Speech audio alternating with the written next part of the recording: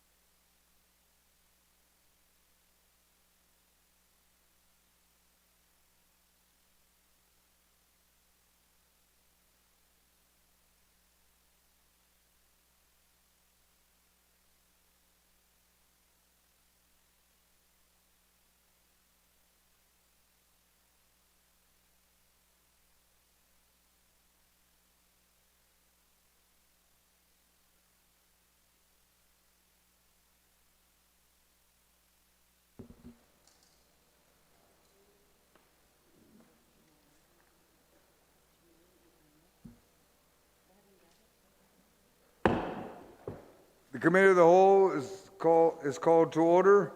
My colleagues, we have completed Public Defender Services Corporation, Chapter 7. It is now closed. We will now, and please understand that all chapters prior are closed. Mr. Chair, Yes, I did see an amendment for Chapter 7. Mr. Chair, I think it's a continued appropriation, if I'm not mistaken. Continue? Yeah? Okay, yeah. That- So we're I still think on that Chapter was disposed 7? of already? Oh, okay, sorry, my Okay. bad. It doesn't say that it was completed, sorry. All right. Thank you, Mr. Chair. That's completed. Mayor's Council, Chapter 8. We have no amendment. That's closed. We are now at Public Accountability Standards and Practice, and we do have an amendment by Senator Shelton. It's a continuing appropriation also. Senator Shelton, please. It is identified as SB 55 ALS L13 P105.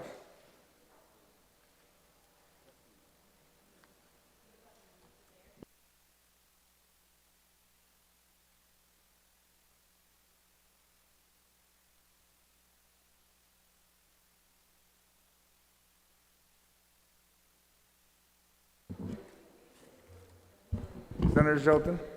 Any other provision of law, the allotted but unexpended balance of funds appropriated to the Office of Public Accountability for fiscal year 2021 and prior shall not lapse and shall continue to be available until fully expended.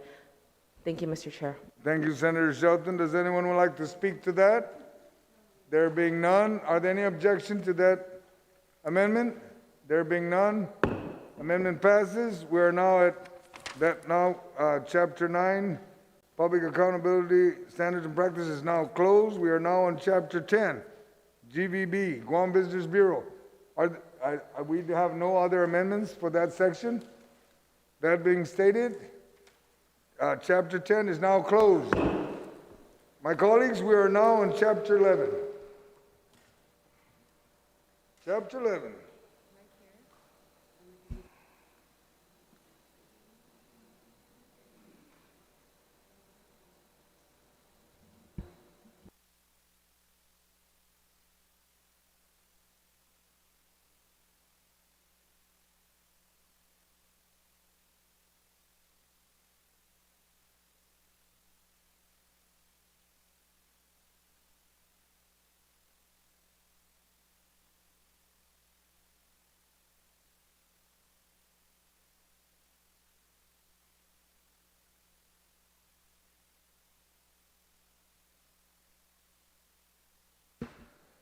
Colleagues, we're in Chapter 11. I'll ask Senator Shelton if she could please proffer my amendment.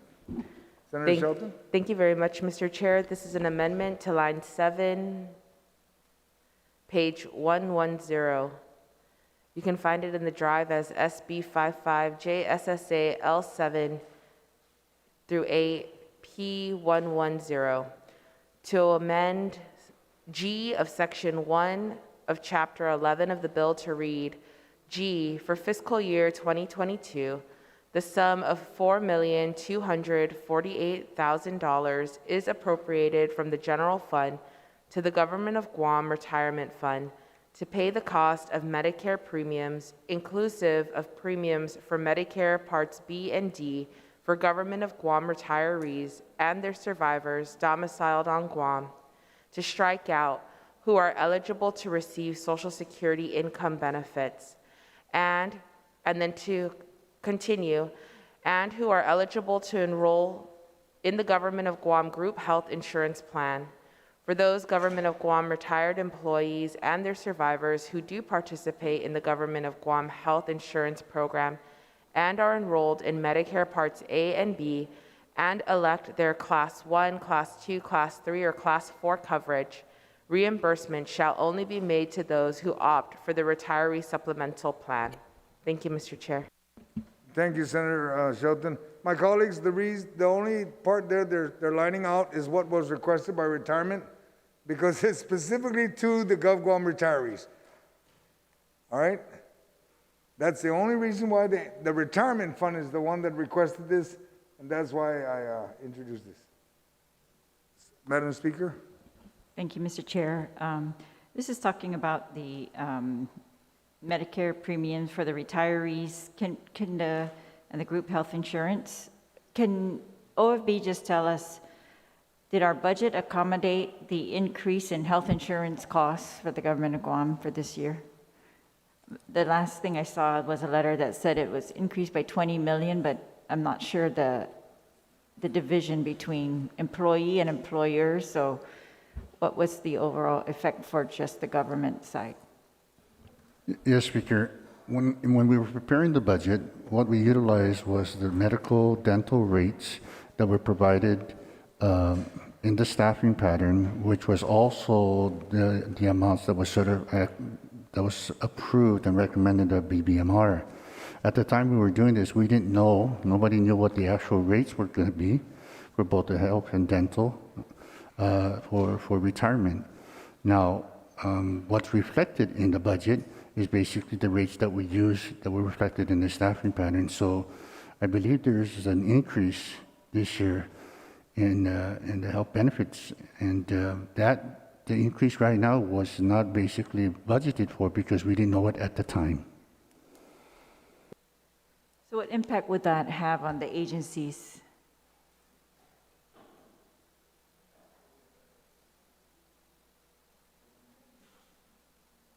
And what is the total impact, you think? Like 20 million or 10?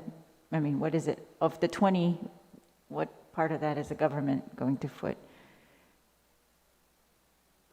The answer to your questions, for example, the vacancies that we funded it at the highest rate, assuming that, just in case an employee comes up, he decides to choose the highest plan. So we went ahead and budgeted that way, and that's normally how we budget for benefits. As far as what the impact is, we would have to go back and actually do a thorough analysis on this and find out.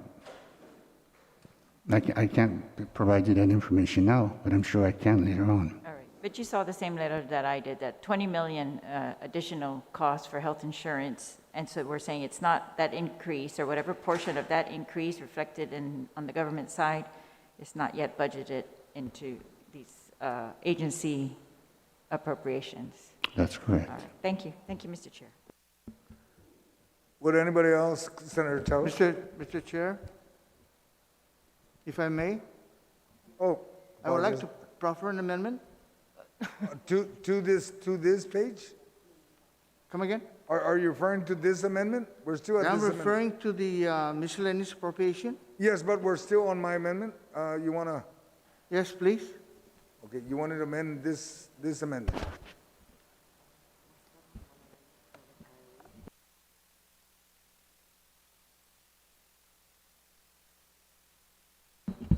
Mr. Chair, I I raised my yield hand. to Senator Amanda. Okay. Senator Tello. Okay, thank you, Mr. Chair. For OFB,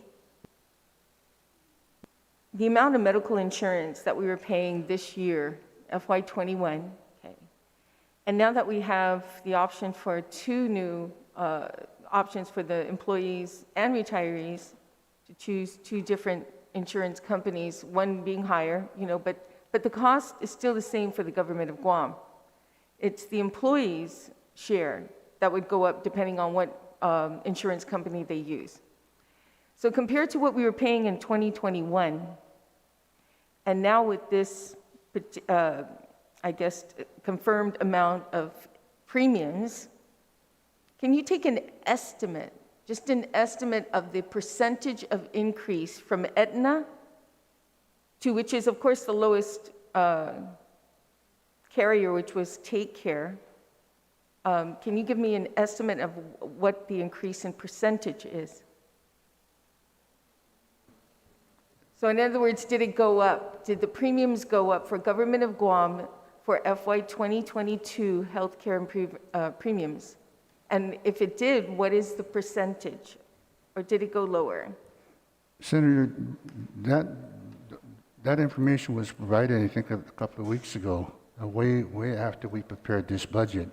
Now, my understanding is it's not only the employee share that increased, also the government share increased. But as far as exactly how much, what the impact is right now, as I told the speaker, I would have to go back and actually do a detailed analysis because every plan right now, I mean, every department's, the impact on the department will change depending on what plan the employee chooses to take.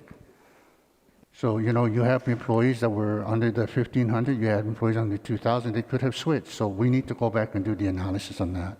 Okay, the reason why I'm asking is because if you take what everyone is under, what plan they're under, like saying I'm under the 2,000, you know, another senator is under the 15. Currently, what's in place right now, currently?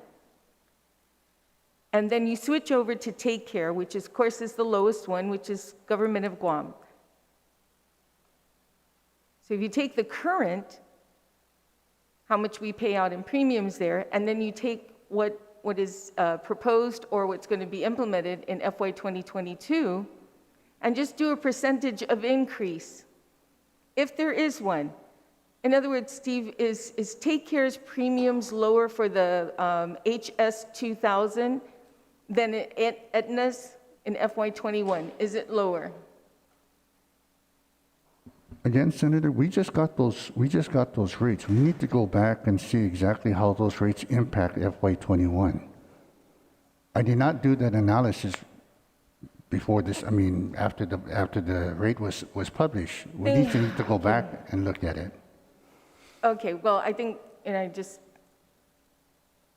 okay, if you haven't even looked at that, but knowing that there's a $20 million, maybe a $20 million shortfall on appropriations for our insurance, healthcare insurance, that's a huge amount, Mr. Chair, and it's very concerning at this point. Yes, that's a very, very good concern. We are on this amendment. It's in reference to the retirement fund. So does anyone else have any other comments they want to make to this amendment? If not, are there any objection to this amendment? Senator Perez, do you have a comment to make for this amendment? Just a question. Can you explain what the effect is financially by removing that verbiage, who are eligible to receive Social Security income benefits? Did the retirement provide any kind of rationale or what the effect would be? No, they only advised me that they would like that striked out because that's referring to Social Security. It's not referring to their retirement. So that's why they wanted it striked out. They caught it and we said, oh, all right, we recommend to amend it.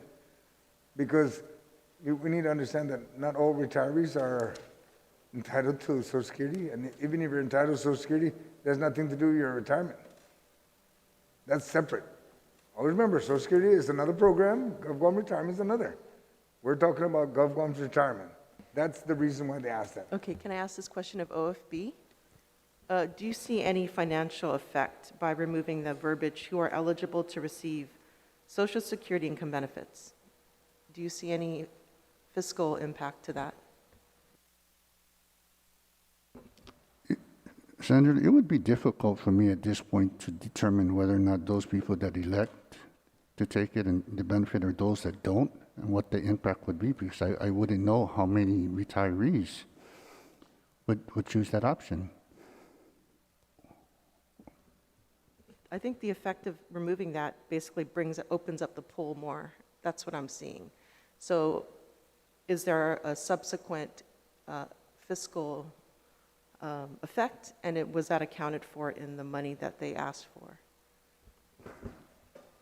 Since retirement is the one asking, since retirement is the one requesting for this, then I assume that because of the request, the impact will either be nominal or there's no impact, because this is from them. The number is from them. The amount is from them. Can you research that one? I think that's important. We can try to find out. Yes, Senator.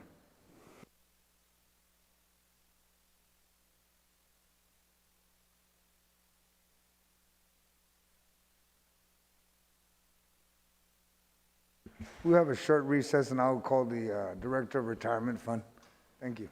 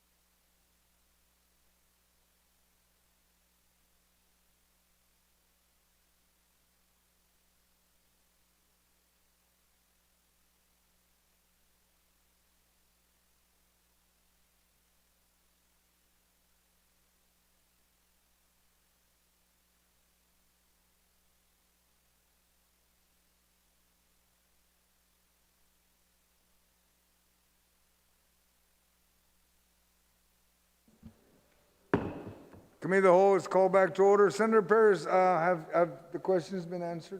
Did you get, Yes, thank you, Mr. Chair, for the recess. Thank you. huh? It has been answered. It hasn't? Oh, it has. Thank you. All right, that being said, anyone else like to speak to this? If not, we will move to a vote. Any objection to this amendment? There being none, or Senator, there being none, motion passes. We are now on Senator Moylan's amendment. Okay, there. Folks, we have quite a few for page 115, 115. Basically,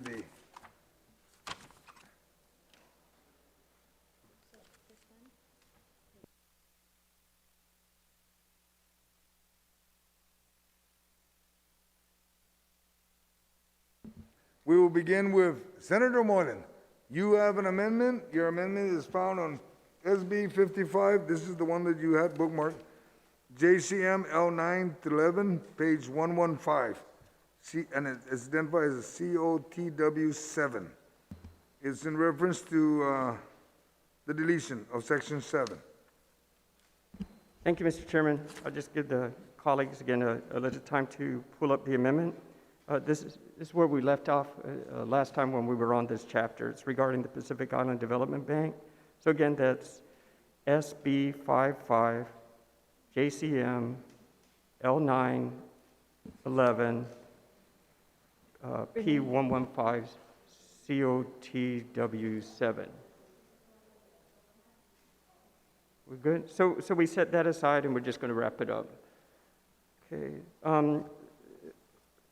Last we were discussing, we made reference to the letter that was received from Pacific Islands Development Bank, Mr. Christopher A. Cruz. It was regarding how they did so far. The letter was dated January 26, 2021, and addressed to the speaker. So good information was provided in this letter. It was helpful for us as well. Some highlights on the letter. Currently, as you may know, our Governor Lou Leon Guerrero serves as the Secretary of the Board of Governors and is the executive branch representative for the body.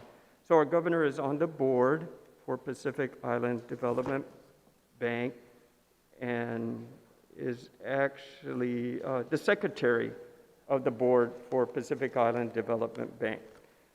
Other information provided here was how we did with $1 million investment that Pacific Islands Development Bank is happy with and is hoping we contribute once again.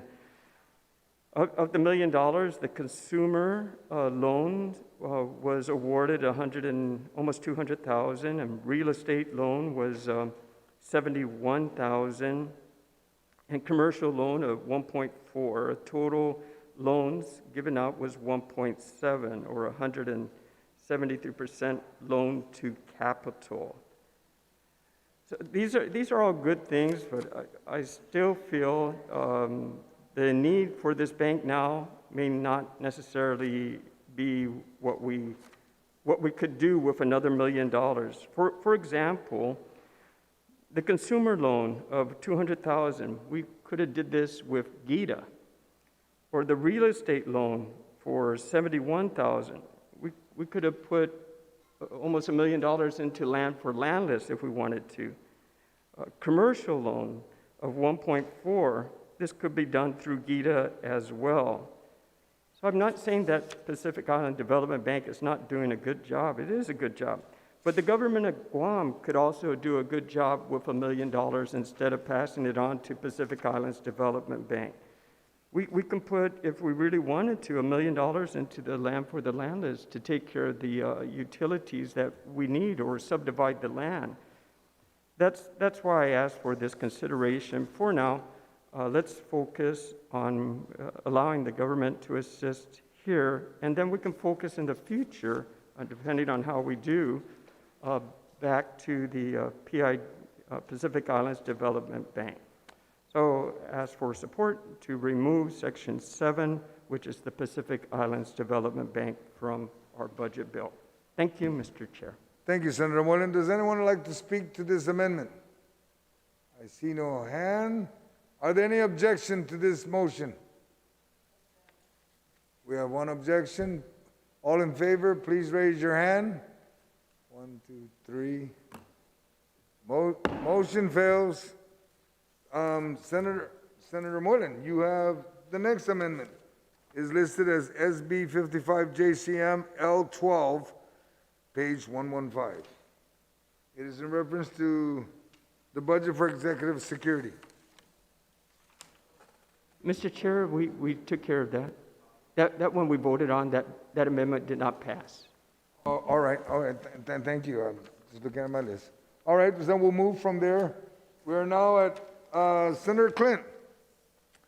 You have SB 55 CERP, page 115, Department of Agriculture, parentheses R, miscellaneous appropriation to read. Sir. Thank you, Mr. Chair. This amendment is to appropriate $200,000 from the general fund, specifically the business privilege tax savings for the fiscal year ending September 30, 2021, as a result of savings achieved from the release of set-aside obligations from the funding of certain existing Government of Guam business privilege tax bonds to the Department of Agriculture to fund the needs of the Civilian Volunteer Conservation Officers Program, including procurement of critical equipment and supplies. This funding source is the same funding source that was used in a previous amendment, I believe yesterday. There's enough money in this source, and it would go towards the Civilian Volunteer Conservation Officers Program. It would help them pay for some of their stipends for these volunteer conservation officers. It's also going to go towards some critical equipment that they need there. This includes things like body armor, just for the officers, a vehicle, trailer, and other equipment. So this will go a long ways towards helping the conservation officers reach their mandates, fulfill their mandates. And as we all know, the conservation officers have been talking about how they need more support. They have a lot of stuff within their jurisdiction. They currently not only have to police the waters around Guam, they have to police the jungles around Guam. Recently, we passed a bill, the agricultural theft bill, and in that bill, we also added that sort of under their jurisdiction to be able to handle agricultural thefts. So we're asking them to do more and more things, and there's more and more people on Guam going fishing, hunting, and doing all these other activities that they need to be out there to be able to police, so we really need to support them. And this is a great way we can support them by helping them pay for their civilian volunteers, as well as helping them get the equipment that they need. So I ask my colleagues for their support on this amendment. Thank you, Mr. Chair. Thank you, Senator Rigel. Does anyone like to speak to this? Senator Paris? Thank you, Mr. Chair. I rise in support of this. I remember when Director Munibrecht came and testified on several bills, she estimated that they needed 20 conservation officers. I think they have less than half of what's needed, and I think this would definitely help to hopefully fill some of that gap. I know they already have a bare bones budget as it is, and any additional help that we can give them, I think is needed. So I rise in support. Thank you, Senator Paris. Does anyone like to speak to this? Senator Brown? Thank you very much, Mr. Chairman. I just wanted to inquire also with the Budget Office for this budget. With regards to the conservation officers, the full-time conservation officers, I know we've discussed this and discussed it during the public hearing process, because obviously, our conservation officers are severely understaffed in terms of their personnel and resources. So I just wanted to inquire, did we address additional funding in their budget to hire additional conservation officers this upcoming fiscal year? The answer, yes, we did, Senator. Do you know how many more? I believe we were down to like 7 or 8, if I recall. how many do we currently have on staff, and what would we be able to add on? I'm not a big fan of, increasing the budget, but I think there are key areas in the government of Guam, particularly with regards to conservation, and I know we addressed previously the park rangers, because we were down to only 2 park rangers. So I just wanted to inquire, what additional capacity for the full-time conservation officers are we adding to build up capacity? In the FY22 budget, Senator, again, it was brought up during their budget hearings that they were requesting for additional personnel because it's one of the divisions within the agriculture was always kind of underfunded, undermanned. So this year, we actually budgeted for 6 vacant positions for the conservation officers. And what is our current staffing capacity? It was less than 10, if I recall. I was surprised how much the numbers have dwindled since my last round here.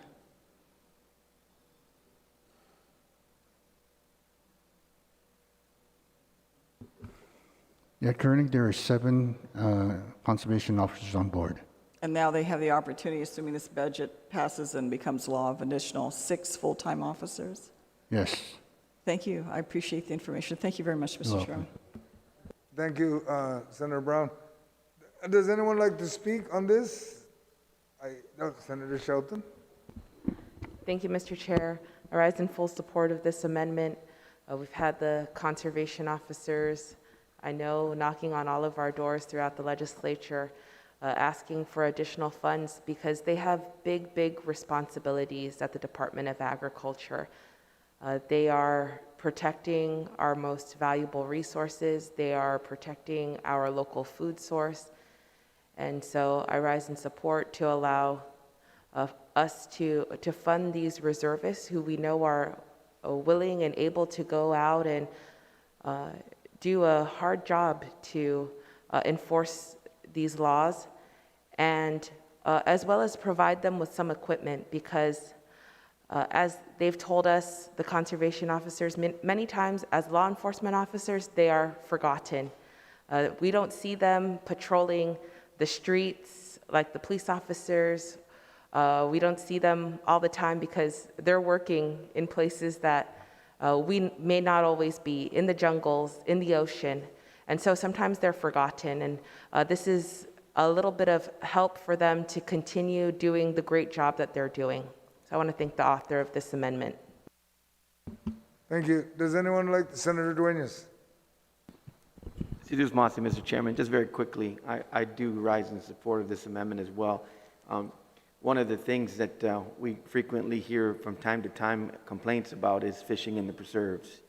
And so certainly any additional eyes on watching our precious resources. As we know, the preserves are very fundamental to being basically the breeding stock areas for our fish, to be able to populate our reefs and maintain healthy stocks of fish. And we hear a lot of complaints a lot of times of individuals fishing within the preserves. So this is certainly welcomed additional manpower to do that type of work as well. So I rise in support and also thank the fact that we've recognized in the general fund basically almost doubling this division's capabilities. Sidus Masi, Mr. Chairman.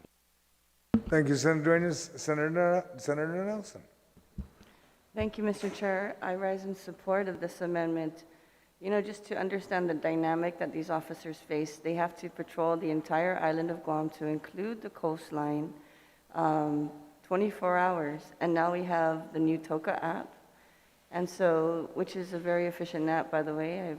I've attempted to use it several times.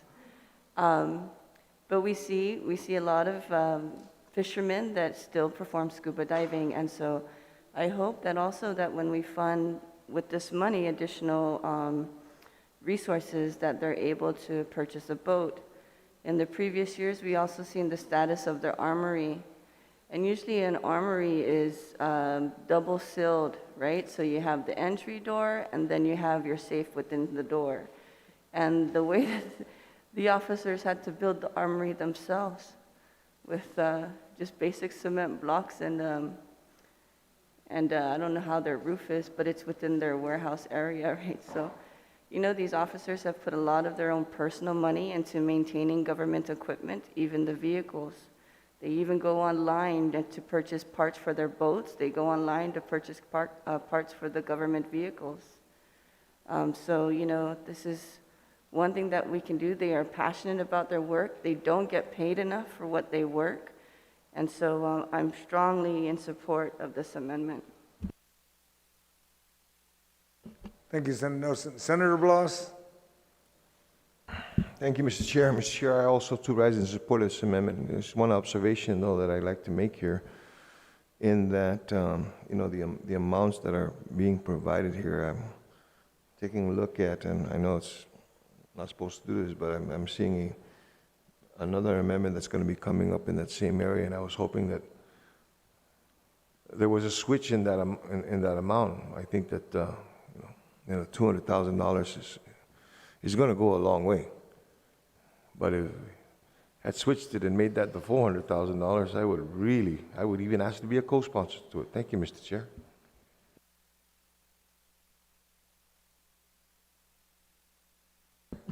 Thank you. Does anyone else like to speak to this amendment? There being none, are there any objection to this amendment? No, I'm asking if there's any objection. Or did you want to close? You wanted to close? Okay. Oh, wait, Senator Teller, you want to still speak on it? All right, ma'am. Well, I'll make this simple and not belabor it. And I just, you know, I stand in support of this amendment. Of course, you know, we've gone through the issues that they have at Department of Agriculture.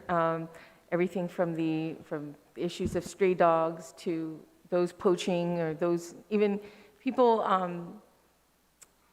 Well, actually, I think I'm just going to close with this and ask the author in his closing if he can also explain, this is the volunteers, civilian volunteers program.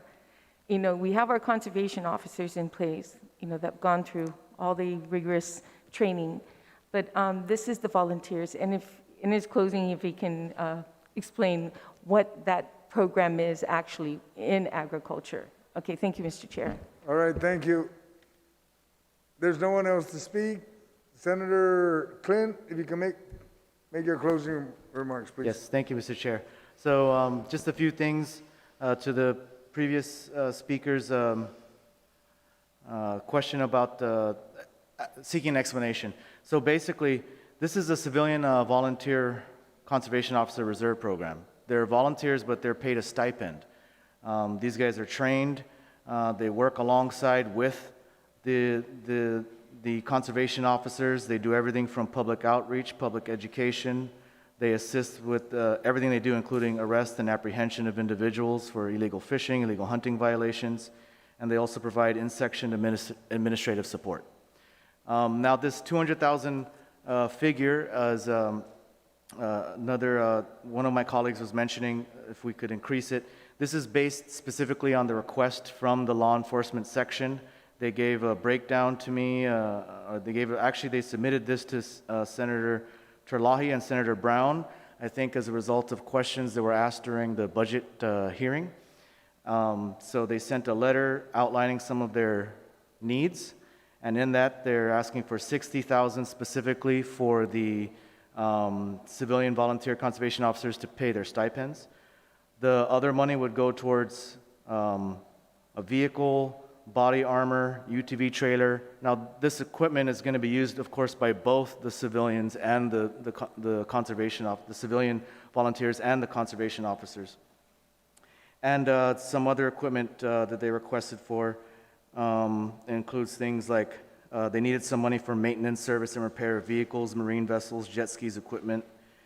And so this figure is based off of what they were asking for in terms of what they needed to support the conservation officers and the stipends for the Civilian Volunteer Conservation Officers Reserve Program.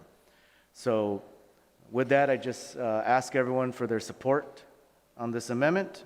Again, it'll go a long way to help them get some more eyes out there. The Civilian Volunteer Conservation Officers also help them to add more eyes out on the waters and in the jungles of Guam to be able to catch illegal fishing and illegal hunting activities. Thank you, Mr. Chair. Thank you, Senator. Point of information. Point of information, yes, ma'am. Well, I don't know if this is a point, maybe it's more of a question before we vote on this, because there might be an amendment here. It was stated early in the author's comment, that this funding for equipment, critical equipment, is not only for the conservation officers, but, the volunteers, but can be used for the conservation officers currently now. But the amendment is clearly all funding going to the volunteers. So I don't know if that's going to jeopardize the funding to allow for both sides, the program, the volunteers versus the conservation officers. No, it says in here, if I could answer that, Mr. Chair, it includes procurement of critical equipment and supplies. So it doesn't specify procurement of critical equipment and supplies for civilian volunteer conservation officers per se, and even if it did, it's the same equipment that both guys are using. All right, are there any objections to this amendment? There being none, amendment passes. Senator Clint, you have one now for gain. SB Yes. 55 CER, page 115. Senator Clint? Thank you, Mr. Chair. This is SB 55 CER, page 115, GAIN R COTW, Committee of the Whole. This is for the GAIN Spay and Neuter program. The sum of $450,000 is appropriated from the general fund, specifically the business privilege tax savings for the fiscal year ending September 30, 2021. As a result of savings achieved from the release of set-aside obligations from the funding of certain existing Government of Guam business privilege tax bonds to the Department of Agriculture to fund the GAIN Spay and Neuter program. Mr. Chair, this amount is based specifically on what the GAIN president said. GAIN president Cyrus Lohr has been in the media quoted numerous times calling upon us to properly fund a program to address the stray dog population. Now, he's quoted as saying $450,000 for 4 years will enable them to be able to do a program that they believe will reduce the stray dog population on Guam through allowing more spay and neutering throughout the community, and also to allow them to catch stray dogs and spay them as well and neuter them. They've specifically asked for $450,000, basically called out the government and said, fund this at $450,000. So this is my amendment saying, here's the $450,000, show us what you can do. Thank you, Mr. Chair. Thank you, Senator Clint. Does anyone like to speak to this reference again? Senator Ada? Thank you, Mr. Chair. The author would yield to a question, and the question is, I heard him say for the next 4 years, so this $450,000 is a one-time for the next 4 years. Senator Clint? No, Mr. Chair, this would just cover this first year, and then I'm hoping that we'll find a way to find $450,000 for the next 3 years. But this is the start. I was just looking for any funding I could find to at least put towards this program so we can begin funding it, and hopefully we can continue funding this program for the next few years. All right, thank you. Senator Haddad, do you have a follow-up to that? Thank you. Yeah, there's a follow-up to it. How many dogs or how many animals will $450,000 cover? That's a good question. I don't have an exact figure on that. This is just, again, a figure based off of, I don't have it on hand, but I know GAIN has done some estimates. So I apologize, I just don't have the exact figure right now. I know GAIN's done estimates, and based on their estimates, they believe they can really reduce the stray dog population with $450,000 for 4 years. Okay, thank you, Mr. Yes. Chair. Thank you to the author. Madam Speaker, like to Yes, speak thank to the you. amendment? I just, wanted to clarify. I know that there's been a lot of effort this year to focus on the solution. The mayors are very stressed out about these stray dogs. Every day you hear it on the radio. So the title of this amendment says a spay and neuter program, and the sponsor talked about a spay and neuter program. Are there any other measures that will be covered by this, or is it strictly spay and neuter? Because I know the mayors had said they had to stop their roundup because there was not enough space at GAIN, or they had that type of thing. So if they're, are they going to be doing that in conjunction, like, and then they had that program of sending the dogs off island. So just want to know, all the measures that this will cover, or if it's just spay and neuter. And I just want to make sure, so when we meet the mayors, we can tell them what exactly this program is going to cover. Thank you. Thank you, Madam Speaker. Would you yield to that? Sure, Maybe yes, make comments to absolutely. that? Thank you, Mr. Chair. So to answer the question, it will just pay for the spay and neuter program. As far as that will include, my understanding is this figure also includes some funding to add a few more kennels, but those kennels are really for the spay and neuter program, as part of the spay and neuter program. So we'll increase their capacity a little bit, but really they need a lot more. They need probably, the estimate that was given to me is $2 million to really expand the facility to where it needs to be. I have in our legislative request to the governor asked for that money from the ARP funds. So I'm hoping that the governor will use some of the ARP funds to expand the GAIN facility. And that's in our legislative request that we all submitted to the governor. So my hope is that that will come through and be able to expand the facility. This money is specifically for the spay and neuter program. Thank you, Mr. Chair. Thank you. I support all efforts to get the stray dog population under control. So I hope that this is successful, and I hope, as my other colleague asked about, that the number of dogs that it can impact is going to make a significant impact in the villages. Thank you. Senator Moreland, you wanted to make comment? Thank you, Mr. Chair. I support as well, and if the author could also just further explain the importance of spayed and neuter, and maybe not that we don't have the number of rooms for the dog or the animals, but spayed and neuter is basically, and requesting the author to further explain, but it's a spayed and neuter then release. So even though we don't have the capacity, but we'll still be able to spay and neuter, and then further explain how the animal maybe is different at that time, and then if euthanasia is necessary because of the temperament of the animal, that could be addressed too as well. So just a little more conversation with the author of the bill, which I support. Senator Clint, would you yield to that, please? Yes, thank you, Mr. Chair. So, as GAIN has explained it, they believe that spaying and neutering is the best way to solve the problem. They've cited what they refer to as the vacuum effect. Now, I don't know if that's an actual effect, but they've cited it. They claim that there's some studies showing that there's a thing called a vacuum effect, where essentially if you do a lot of culling of the strays, you create a vacuum in a certain area where there's less strays there eating the food in that area, and it just encourages strays from the area next door to keep breeding and fill that area, so it doesn't solve the problem. At least that's what's been represented by GAIN and numerous other people. Primarily GAIN, though, has pushed that this is they believe, the best way to address the problem.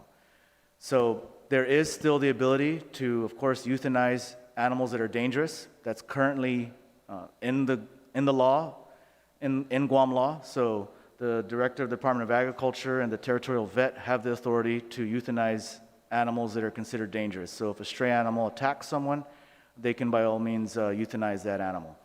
Other than that, this funding would go towards spaying and neutering of animals. Part of it is they want to do sort of like outreach clinics in the community, go out to the community and offer very affordable spay and neuter services. If I'm not mistaken, I think they're hoping to be able to perhaps even offer some free spay and neutering services as well. They've done it before through various other means. So this is just part of their overall program to spay and neuter as many stray animals on Guam as they can. And the idea is that if you spay and neuter them, they just won't be able to reproduce, and then the population eventually will lower. Thank you. Senator Moreland, that's fine. Thank you. Senator Tello. Thank you, Mr. Chair. A question to the author.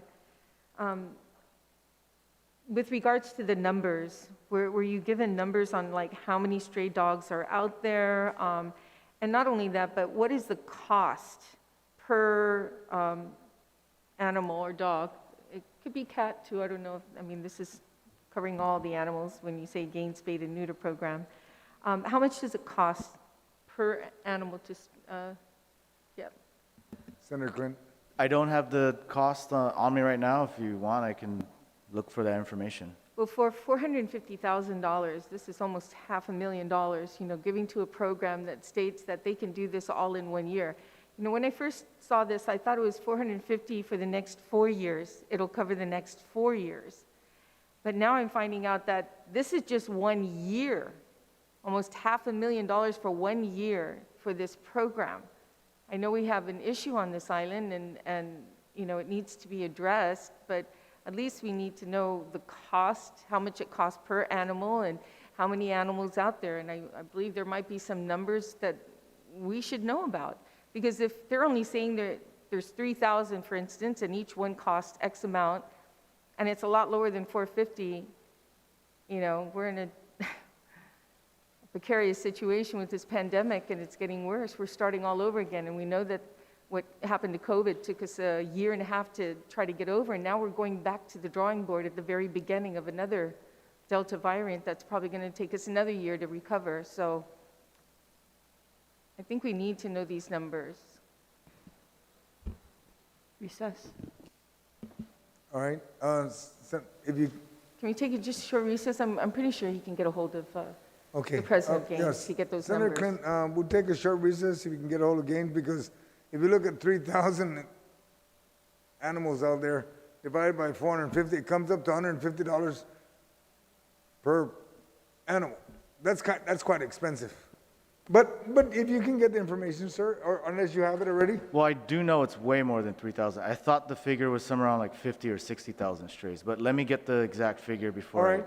All right, because we have plenty up in Zigo, and I know that the president of I the think I have, of the mayor's council has asked that for the whole island. Mr. Chair, I think I have 3,000 strays just around my house. See?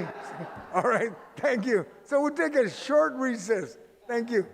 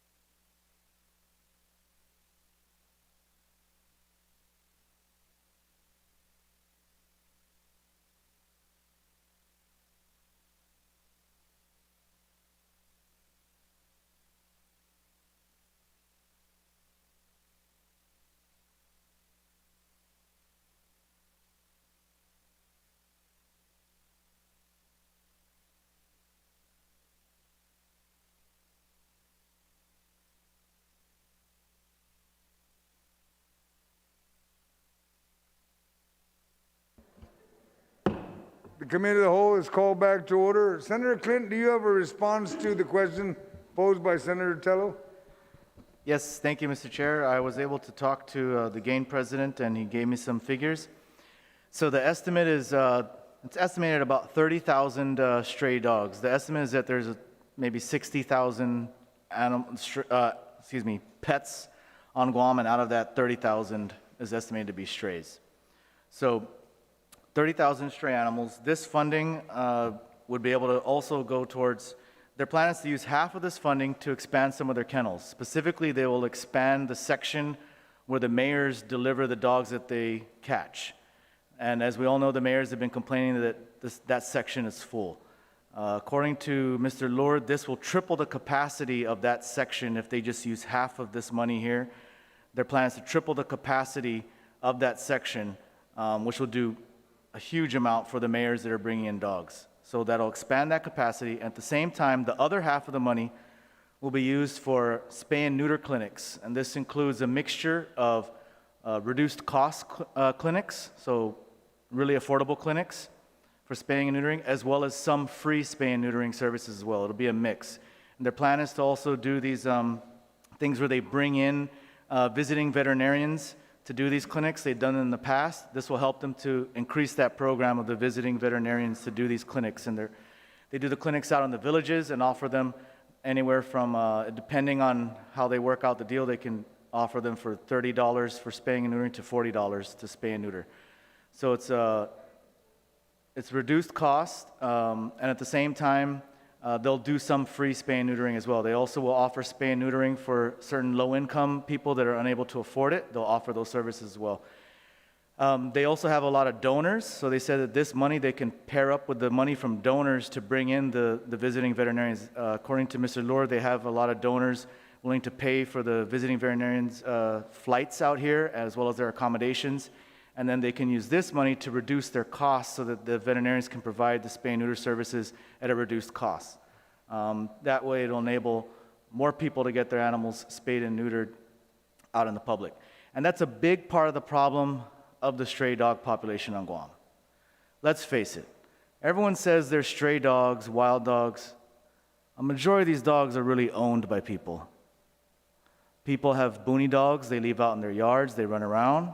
They go breed with other booney dogs in the neighborhood, and you just got lots of booney dogs breeding with each other. Most of them can be traced to people who owned pets, and their pets bred, and then those dogs started running around in the neighborhoods. So this will enable people to be able to bring their pets to them to get spayed and neutered at a reduced cost. So that way they can start to put a dent into the population. So in speaking with Mr. Lure, he's very excited about this, and he's hoping that we could give them this money so they can really start making a dent in the stray dog population on Guam. Thank you, Senator Tello. Did that Well, suffice? Well, Mr. Chair, I think that's the closing remarks for this amendment. Thank you. All right, thank you. Senator Clint, you're good. Senator Brown?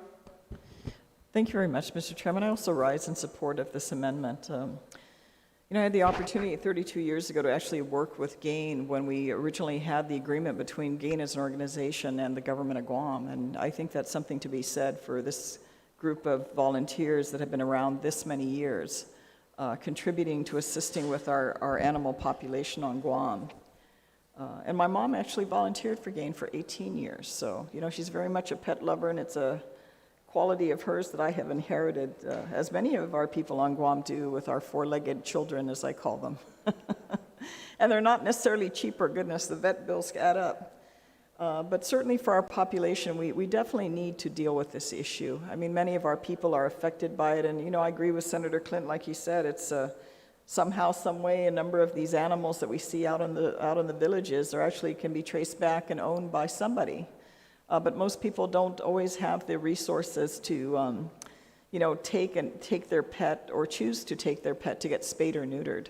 And you could be talking to $80, $90, $100+ per animal, depending if it's male, female, if it's a cat or a dog. And a lot of the programs that Senator Clint had discussed actually have happened a number of times that GAIN and other organizations have actually put together these spay and neuter clinics to make it more cost effective for those that can pay. They can pay maybe the $30 or $40, but not the 100 plus. And then they also have programs for those that are not able to afford it, but would like to have their animals spayed or neutered to give them essentially sometimes a free service so that they can assist them with regards to that. I think reining this issue in and putting this out in our community will at least begin the process of what we need to do to organize and yet still have, our dogs and cats out there, but not to the extent that they're a harm to our community or to themselves. And so I really, really support this. It's going to take time. It's taken many years to get us to where we're at, but imagine, a dog breeds, and goodness, they could have 8 or 9 or more puppies per litter every few months. That just multiplies, and it's very heartbreaking to see these animals starving. And I know because, my parents' home is in Pago Bay, and my goodness, the amount of animals that get dumped there on a regular basis, just dumped, without a care in the world as to whether or not these animals are going to have anything to eat or drink. And that's where my mom has come in to rescue a lot of them, and my father used to say we can't take care of all of them.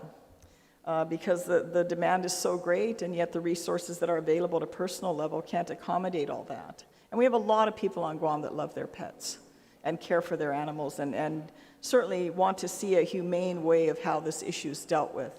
And I know recently we've seen some substantial examples in our community of how these animals, there's so many of them that there's not enough resources to take care of them, and it can create threatening situations for children and others in our community. So I think as policymakers, we really need to address the issues that directly affect our community, and I think we can add this to the list. People want good roads, they want a good, public safety infrastructure.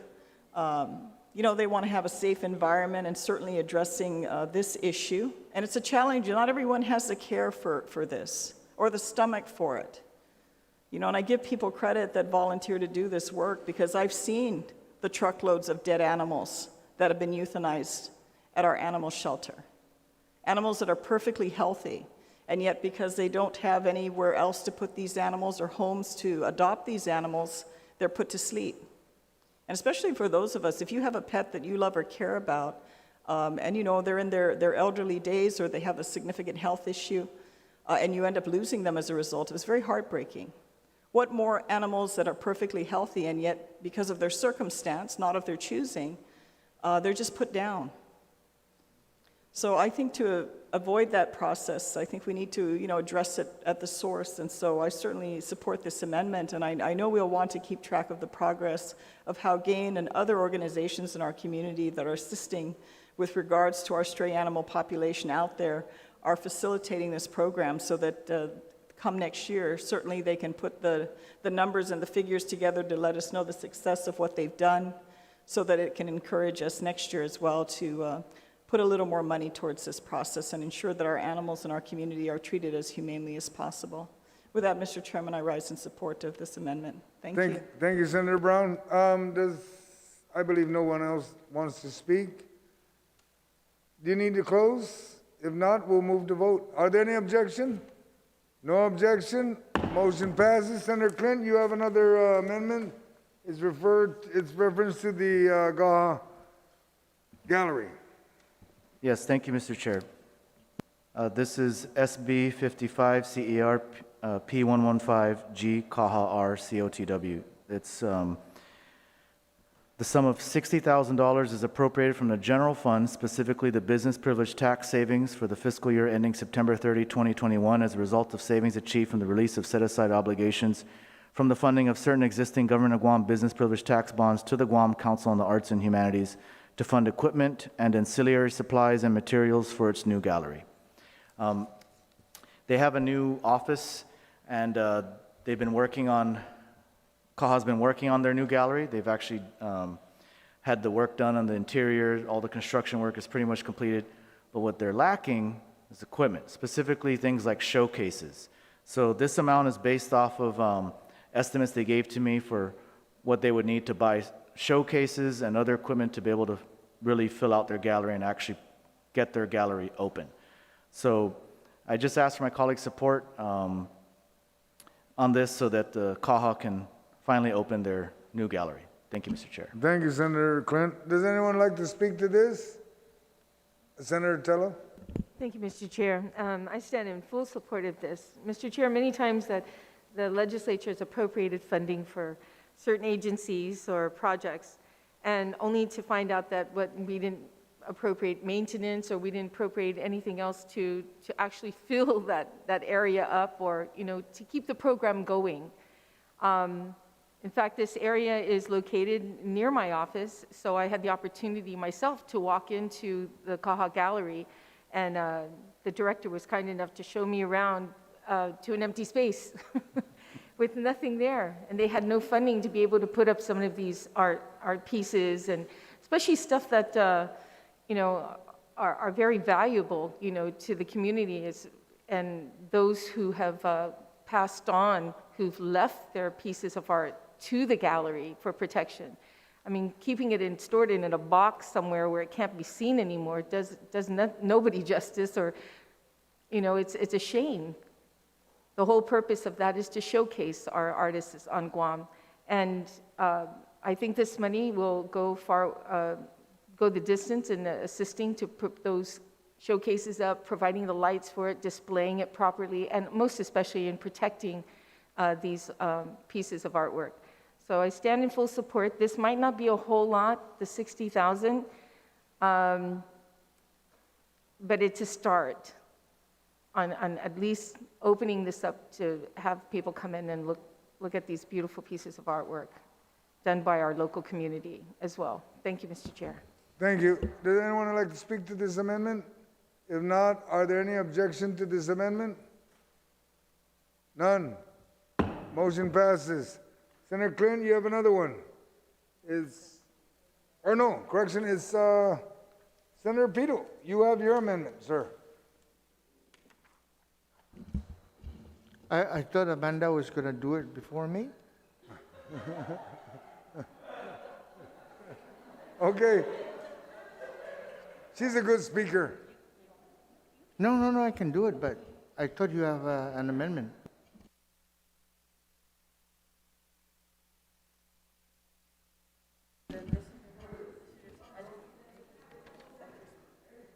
Thank you very much, Mr. Chair. Mr. Chair, this amendment is being proffered by myself and Senator Nelson and also Senator Clint Rigel in regards to add a new section of Chapter 11 Miscellaneous Appropriation to read the sum of $75,000 is appropriated from the general fund, specifically the business privilege tax savings for fiscal year ending September 30, 2021. As a result of saving achieved from the release of set-aside obligation from the funding of certain existing Government of Guam business privilege tax bond to the Government of Guam Retirement Fund for the purpose of conducting a study that will inform further policy to include, but not limited to, the following. A, providing uniformed personnel as defined in Section 8104P, Article 1, Chapter 8, Title 4 of the Guam Code annotated with varying options to include requiring additional employee contribution costs of additional government contribution or a combination of both that may allow the retirement ages without reduction of retirement annuity after attaining at least 55 years of age and completing 25 years of service under Section 8503C, Article 5, Chapter 8, Title 4 of the Guam Code annotated.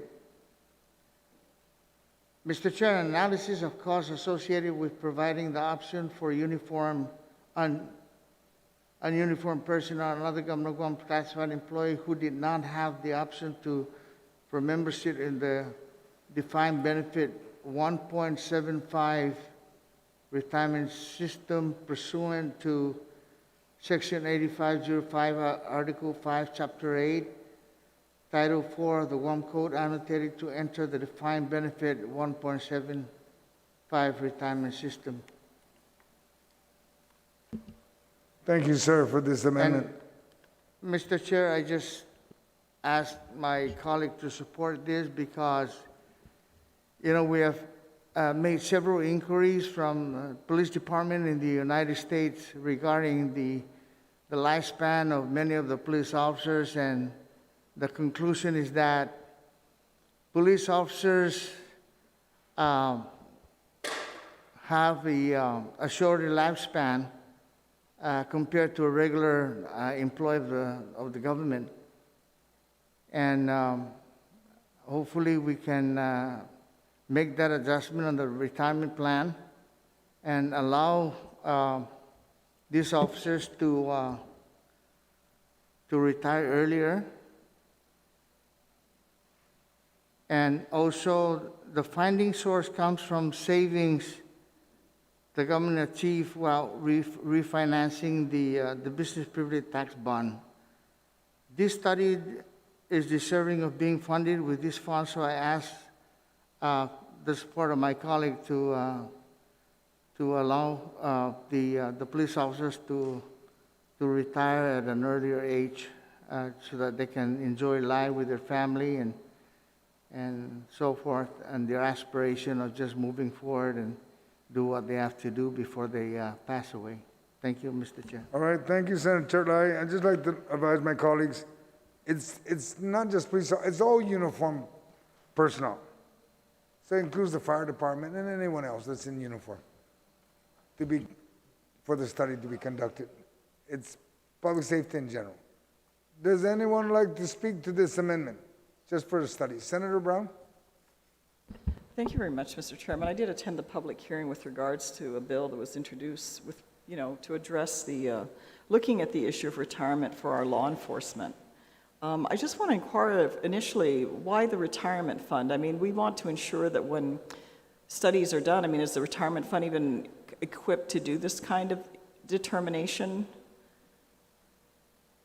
I mean, they're there to process our retirement, but not, do the investment, but are they equipped to do this type of study to provide what those amounts will be? Because as you know, Mr. Chair, I mean, I worked with your dad in the 23rd legislature, and eventually the decision ultimately was made that changed what we knew as retirement. I mean, GovGuam retirement used to be like, the gold standard. If you could get retired from GovGuam, all you had to do, of course, was get your 3 highest salaries. And back then also police officers were able to retire earlier. They didn't have to serve 30 years. I believe it was 25. And they could retire at 25 and still receive their full benefits. And that whole program was changed in terms of retirement of what we have now, simply because the government could not afford to sustain the old retirement system. For those of us that were able to get in, the only disadvantages were older. But the government itself, our ability to sustain, how do we address managing and maintaining a retirement system that's affordable even for our employees to contribute their share to retire? Now in the government of Guam, and we're hearing that in the public hearing process as well, that we're not able to retain or even have qualified applicants apply for these critical government positions because long-term, they don't have the same benefits. Of course, as you're looking, maybe when you're young, you don't think about retiring, but as you get older, it becomes a bigger focus of wanting to know, how many more years do I have to work? What is my pension going to be? Can I afford it? Will I have the house mortgage paid off by then, or whatever the case may be? But I just want to know if that's the case, because while, we go through this process of wanting to give, and we very much put ourselves in that position here in the legislature that somehow we hold on to the bank keys and we give our people things. There's going to be a cost to it, and who's going to pay it? And that's the main reason why the change was made to our retirement system. I don't necessarily know that the people of Guam can always afford all the things we want to give them. We take the money out of their pocket and then we make it seem like we're doing them a favor. But I have no problem doing the study. I just want to know, is the retirement fund equipped to provide that information and do the research? Because a lot of the salary structures in our government are actually done by professionals that are in the business of being able to do these type of evaluations, compare the compensation of these positions to other positions. Most of them are back in the U.S., even though, the economy can be very different. Paying a police officer in California a certain rate versus what you pay on Guam and what the cost of living is there versus here. I mean, they're able to come to that type of determination to recommend how we do this. But going back to my original question, is the retirement fund equipped with the capabilities of coming and determining this type of assessment of what it's going to cost? Because I'm sure the cost is going to be substantial. Yes, Senator Brown, I spoke with the retirement fund, and so did Senator Terlai, and they've stated that what they need to do is when they conduct the study, determine what the cost would be to the employee to meet the requirement to retire at 25 years. And that's something that they're going to toss around, and they said that if you wanted a study, you need to be very specific, and that's why I guess his amendment was very specific. And then, Are they able, Mr. Chairman, to do it? Is the retirement fund capable of providing Yes. this assessment? They said they can. Okay, well, we look forward to the findings, but I'm sure I'm not going to be surprised if the figures are going to be substantial. And then the question is, how do you address existing law enforcement in place now that did not contribute to that process? Because we only benefit to the degree we've actually directly contributed our share to the retirement fund.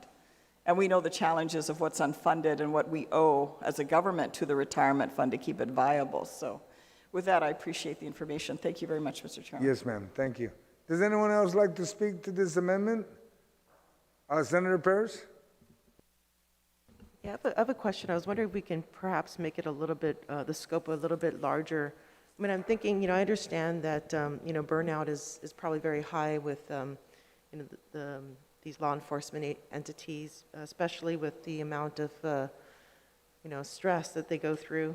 But perhaps, I wish there was a way in which the government can allow more of the, perhaps, training into other fields. So, for instance, if for instance, I think, there's an average where a U.S. citizen goes through 6 careers, right? I'm wondering if it's possible to have that opportunity for people working in government to be able to train in different fields so they continue to work until the age of retirement. So they don't have to stay stuck in one position. They can go to other fields, and perhaps that could be a way to re-energize, revitalize our civil service. So I'm wondering if there's a way that we can, is it possible to amend this to add, should they want to end their service as a law enforcement officer, they can go into a different part of the government. So that way, they can still contribute to their retirement rather than retire at a younger age. So, human resources are one of our most important, valuable resources, and, there's perhaps a better way of managing this. I can understand what you're getting at. You're looking at a police officer moving to another, or a uniform moving to another branch? Another field, yeah. That's always available, but this was always brought up by the uniform branch. They asked specifically for a study, if they could, at least so they'll know where their options are. Now, if somebody wants to move, you can move around anywhere you want, at any time. But I understand what you're getting at. Human resources are critical in Guam. But unless you're opposing an amendment to it, otherwise, this amendment is geared towards the uniformed personnel. Okay, perhaps that's another bill. All right. All right, thank you. Does anyone like to speak to this amendment? Senator Tello?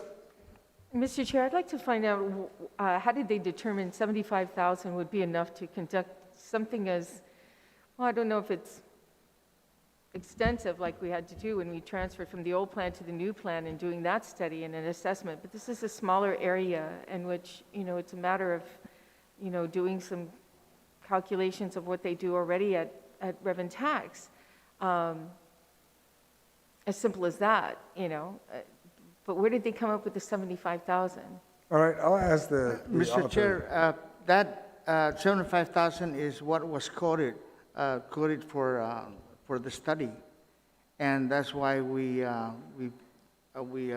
allowed the to not to ask for an increase or whatever. I don't know, because that's what was given to us on the amount that would take for the study. Thank you for that to the author, but did they say what 75 entails?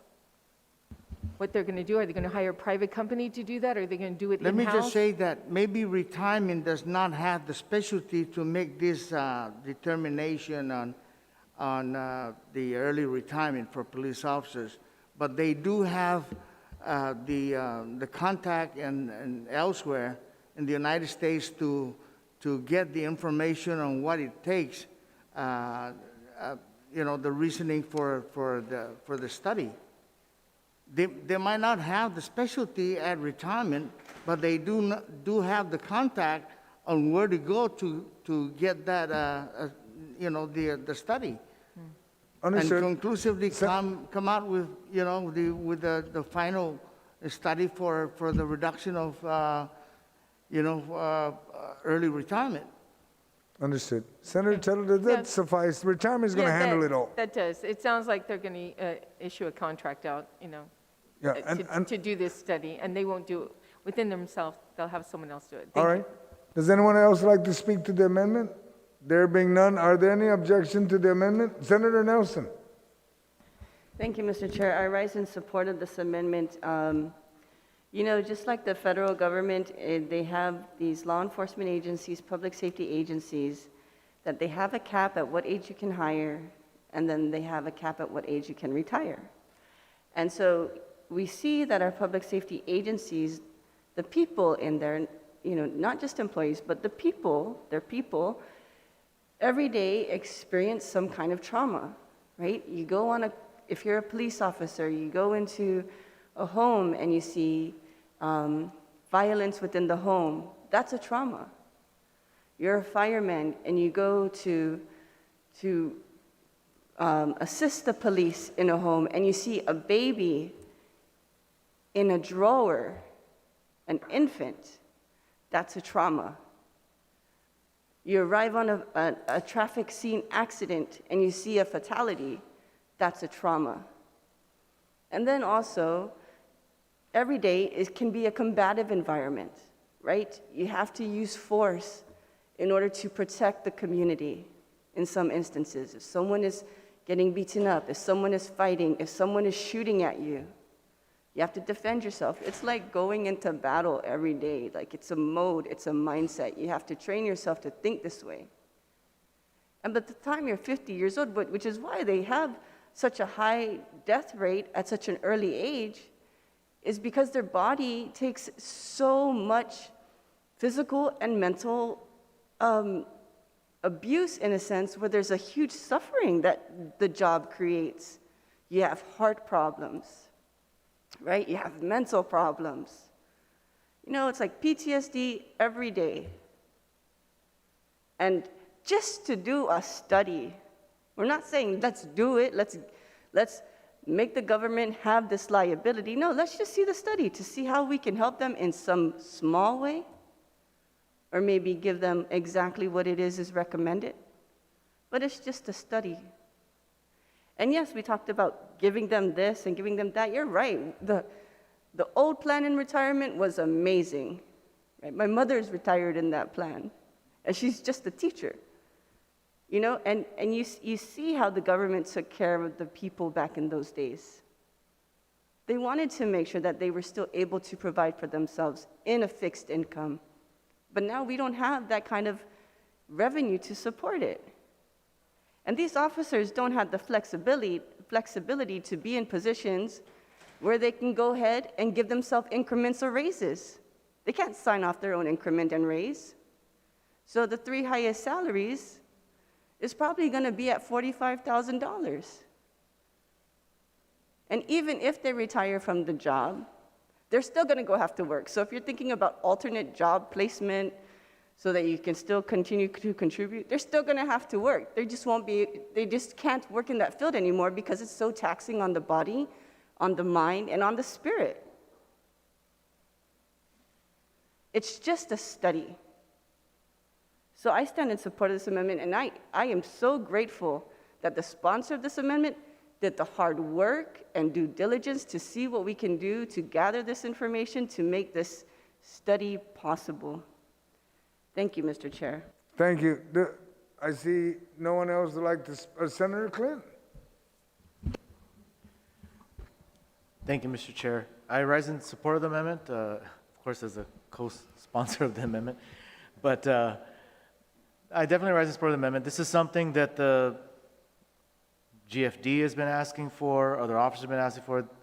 They've been saying that, and they'll point to other jurisdictions too, where there's a lower retirement age, and they point to the type of stress that their jobs involve. And to put one way from a firefighter who told me once, basically he said, you don't want to see old guys running out there dragging the fire hose. That's literally what they do. So they're looking for ways to make sure that the retirement age is at a good age so that they can retire. And this is what this does. This just starts the study so that they can get an actuarial study done, so they can come back with some figures and say, here are the options. This is one thing we can do. This is another way we can do it. And at least they can start to present these options. And then the next thing to do would be to figure out if any of the options can be implemented and how do we fund it, et cetera. So I rise in full support of this amendment. Thank you, Mr. Chair. Thank you. Senator Blas? Thank you, Mr. Chair. Mr. Chair, I also rise in support of this amendment. However, in looking over the amendment here and conducting a study, I'd like to be able to basically put some timeline, if you will. It's one thing to be able to provide them the funding, but also direction to that this study is actually conducted within a specified period of time. Can you give me just 30-second recess? All right. Short recess.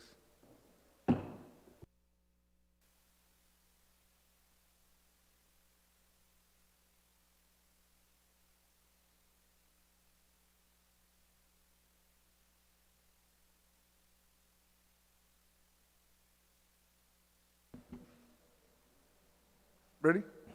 Committee's called back to order. Senator Blas? Okay, thank you, Mr. Chair. After consulting with the mover of the amendment, is actually in the first paragraph,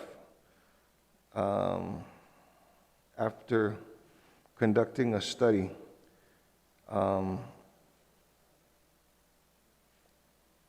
to commence within the fiscal year.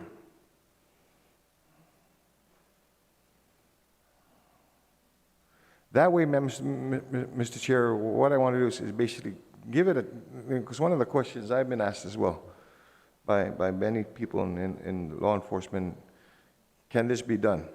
This has been a conversation for the longest time, and while, you know, retirement, I said, as soon as they get the money, they will be able to do this. I just want to be able to put, for lack of a better term, teeth into the, you know, into the amendment, so that we know that we're giving you the money, conduct the study, and it's got to start within the fiscal year.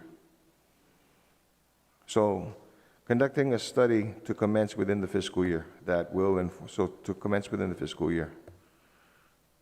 So that's the amendment? Yes, sir. We're going to put it where? Conducting a study in the first paragraph, near the bottom, where it says, for the purpose of conducting a study.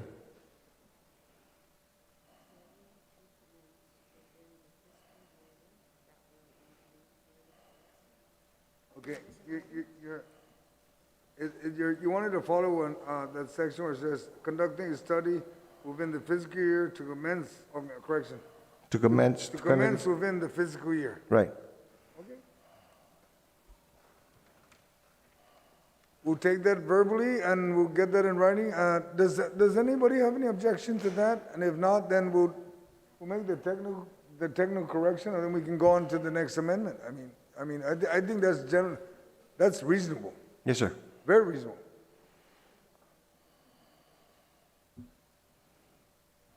Unless there's a requirement by any of the colleagues who want to see it in writing, I think it's suffice.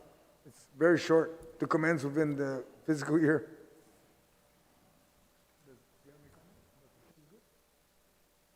All right, we're good up here. Are there any objection to that, Senator Nelson? Mr. Chair, I'd like to see the amendment completed before we make a call All or right, vote or so we'll anything. take a quick recess while they put it together, and then we'll just add it on real quick. Thank you.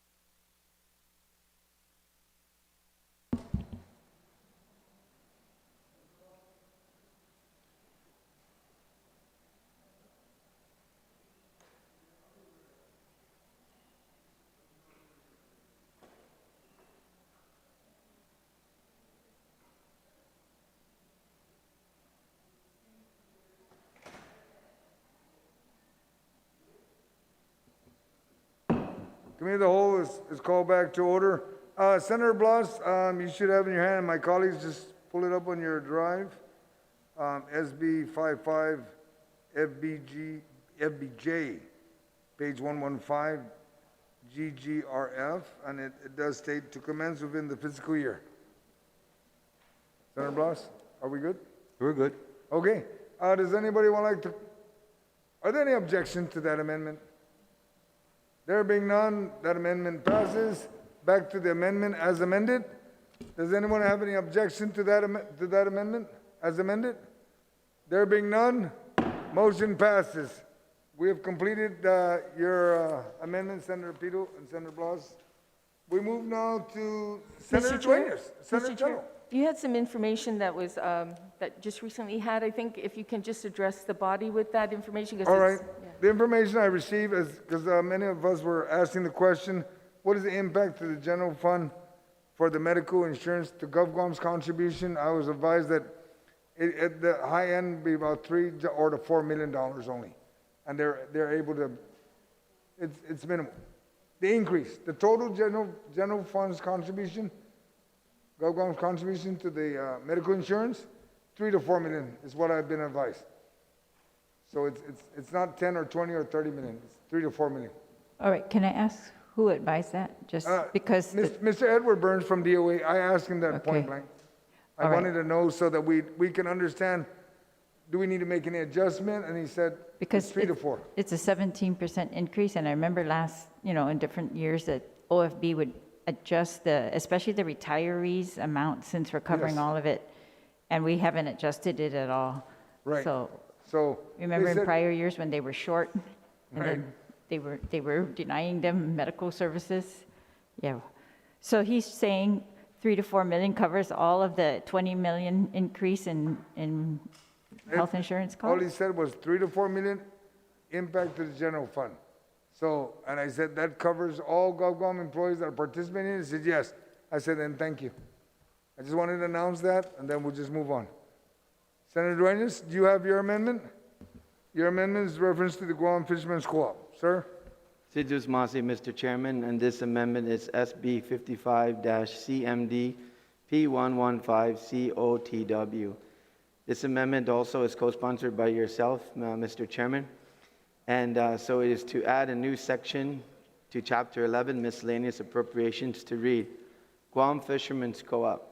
The sum of $100,000 is appropriated from the general fund from the business privilege tax savings of fiscal year ending September 30, 2021, as a result of savings achieved from the release of set-aside obligations from the funding of certain existing Government of Guam business privilege tax bonds to the Department of Administration to fund part of the reconstruction and renovation of the Guam Fishermen's Co-op facility.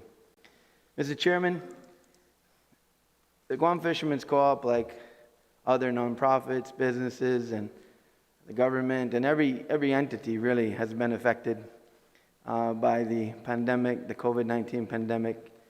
And it's come at a time when really a lot of resources are being marshaled to try to help build the new Fishermen's Co-op. I want to thank the Port Authority of Guam for putting aside $1 million to build the seawall necessary to be able to make sure the uplands portion where the co-op is going to be built is going to be firm and on firm footing. I want to go back as far as thanking one of our colleagues, God rest his soul, Ben Pangilinan, who made sure that the funding that currently exists at GITA right now is a large portion of the amount of funds that's going to go to construct the new Fishermen's Co-op. I want to thank Congressman Mike St. Nicholas. Recently, the Speaker and I and this entire body passed a resolution to try to get additional federal resources nationally to build this Fishermen's Co-op. What the co-op is facing right now, Mr. Chairman, is the fact that they have to move from their current footprint in the coming months over to a temporary facility in order to be able to continue operations. What the President, Manny Dueñas, is concerned about is during this transition time, because they've, got very, their resources are quite strained. He's concerned that he has to keep, operations going. He has to be able to take care of his people to facilitate moving things like their freezer and other things to the temporary location. And in the time when they're down and not generating revenue, they need some help. I think this is a very modest ask of $100,000. And Mr. Chairman, I hope I can get the support of our colleagues. We support a lot of nonprofits on Guam. The Guam Fishermen's Co-op, they're very humble. They don't ask for a lot.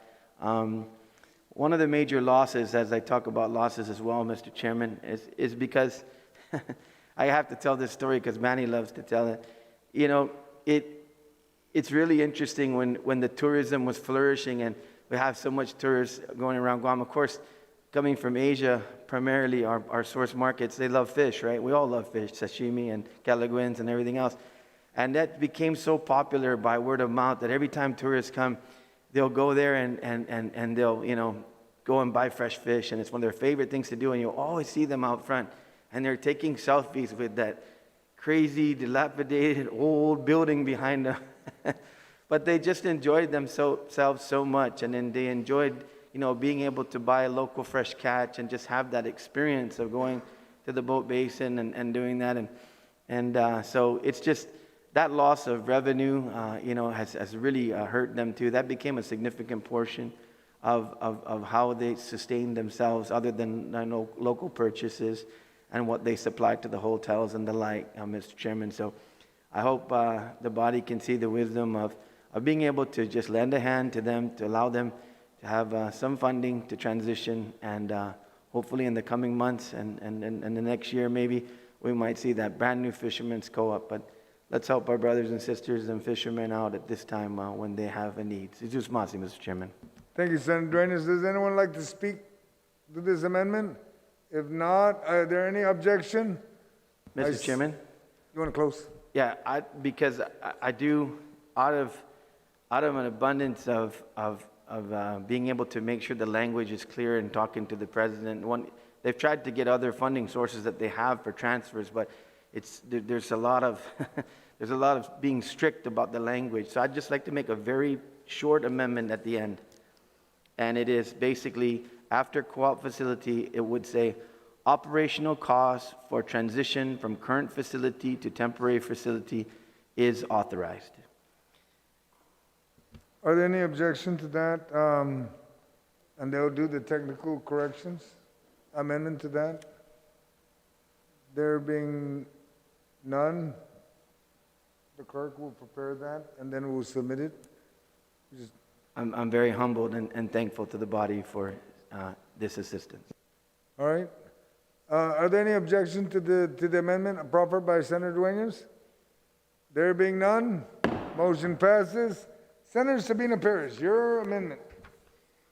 Thank you, Mr. Chair. So the amendment that I proffer is SFP P115, Committee of the Whole, and it's to add a new section to Chapter 11, Miscellaneous Appropriations, to read, additional appropriation for the Northern and Southern Soil and Water Conservation Districts. The sum of $67,000 is appropriated from the general fund to the Northern and Southern Soil and Water Conservation District.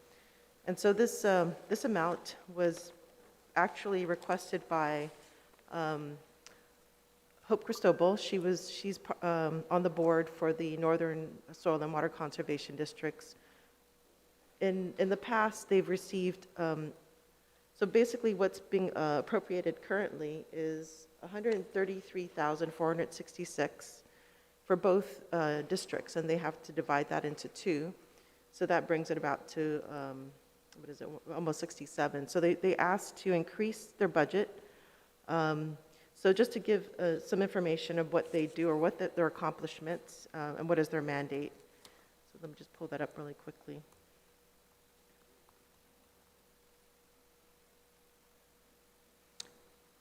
Just give me one moment.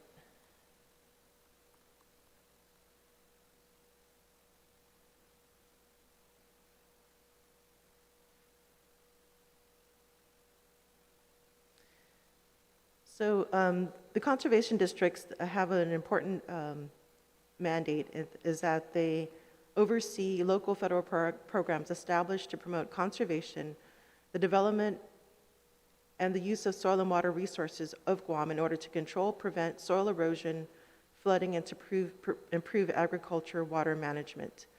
So prior to the engagement of former Senator Hope Cristobal and Angie Mendiola, a big part of the efforts of the soil and water conservation districts were pretty much focused on farmers and assisting them. And with the assistance of these two women, they've actually increased the scope and the amount of the outcome of these districts. So one of the things I would like to highlight is that being that both former Senator Hope Cristobal and Angie Mendiola, they both were teachers and they retired in the administration. They saw the importance of including teachers in conservation. And so for 6 years, they've actually hosted the 3-day Educator Symposium. And on average, if you were to calculate the cumulative effect that these Educator Symposiums have, is that they've actually reached out to 19,000 children in the school system, promoting conservation, because if we can connect the idea is that if they can connect the students to the local resource, they would engender stewardship. And so the impact is great, but that the work doesn't stop there. And if I can highlight some of the most recent things that they've done, and they do this mostly with volunteers. I believe they only have one staff that's on board, and with this additional money, they can use greater assistance, considering that they are undergoing a long-term study, a long-term plan for protection of our water resource, soil and water resources. So just to give you some of the highlights, just this past year, they've continued the feral swine program, which removed 1,115 pigs from the Southern District. They acquired, implemented federal grant to develop a 5-year long-range plan, which I think is very significant. It's quite exciting, actually. They help boost the numbers of farmers applying to USDA conservation programs and provide conservation technical support to agricultural producers. They've launched the Guam Invasive Species Perception Survey. Again, they've hosted the Educator Soil and Water Conservation Symposium in collaboration with partners such as Department of Agriculture, University of Guam. They've also have worked with Brown University. So they've done a study on contamination, and it's a multi-year study, and they plan to actually release these results, but they've been kind of stymied with the resources. So as I've said, a lot of the work is volunteer, so it's been kind of challenging to complete the study. But I've seen some of the deliverables. And it shows a comprehensive view of the different types of contamination that's happening on our northern aquifer. So yes, so obviously I ran out of time, but they've actually accomplished a lot. They've accomplished a lot to meet their mandates and their mission. And with this additional funding, they plan to, they would like to hire someone. I also would like to add that they worked during the pandemic, really in collaboration with the Farmers Co-op. So I can go on about more of that if anybody has any questions. Yes, you can, Senator Ferris. I don't think you're going to have any objection by anybody for this funding. Does anyone else like to speak to this? If not, are there any objection to this amendment? There being none, Senator Ferris, this amendment passes. 67,000. Senator Frank Bloss, you have an amendment. For Department of Revenue and Taxation, sir. Thank you, sir. As soon as... It's SB 55 FBJ, page 115, COTW. Yes, sir. This is for the way it is basically written in this amendment. This is actually a new section to the Miscellaneous Appropriations in Chapter 11. It's a new section. Department of Revenue and Taxation, the sum of $597,326 is appropriate from the general fund to the Department of Revenue and Taxation. Mr. Chair, this was as a result of conversations that this body had yesterday and the realization that there is the $597,000 that I can actually go back to the Department of Revenue and Taxation to be able to assist them in being able to process and to process the tax returns to do the work that the Department of Revenue and Taxation needs to do. It behooves me, then I'd be remiss not to mention that a co-sponsor to this amendment here is my good colleague Senator Talina Nelson here, who was very instrumental in being able to make sure that again, as a result of the conversations yesterday, we saw fit that this goes where it originally came from, the Department of Revenue and Taxation, but goes back to them because they're going to need the funding. So I ask my colleagues for their support. All right, thank you. I don't see any hands for comments or anything. Is there any objection to this amendment? There being none, motion passes. Thank you for the Department of Revenue and Taxation. Senator Shelton, I see two amendments. I don't know which one you wanted to proffer first. Thank you very much, Mr. Chair. It's SB 55 ALS L12 P115 EJC. This is an amendment to the Miscellaneous Appropriation section to read Elder Justice Center. The sum of $410,000 shall be appropriated from the general fund for the operations of the Public Defender Service Corporation Elder Justice Center, including personnel services for fiscal year 2021, and to allow Legislative Council to make technical corrections. Mr. Chair, we had a lengthy discussion last night about the Elder Justice Center, and unfortunately, the amendment to add this to the appropriation to the Public Defender Service Corporation and their chapter failed. And I could not go on without trying again, appealing to our colleagues to reconsider this appropriation. Earlier in this term, we authorized the Public Defender Service Corporation to open the Elder Justice Center and to enter into a contract with the Department of Public Health and Social Services, an MOU, to avail of a grant through the Division of Senior Citizens to fund the Elder Justice Center. And this Elder Justice Center has been working with this $190,000 grant. In the few short months they've been open, they've realized just over the summer how great the demand for service is, from 252 individuals on a wait list to 500 clients needing legal services.